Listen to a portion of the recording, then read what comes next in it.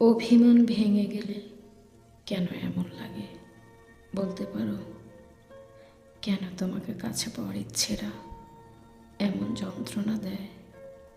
হুটহাট মন খারাপ কেন পেয়ে বসে হৃদয়ে?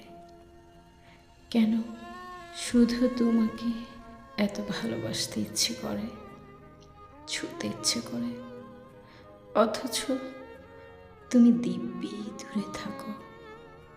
অভিমান জমে গেলে তুমি দূরত্ব বাড়িয়ে চোখের আড়াল হয়ে যাও।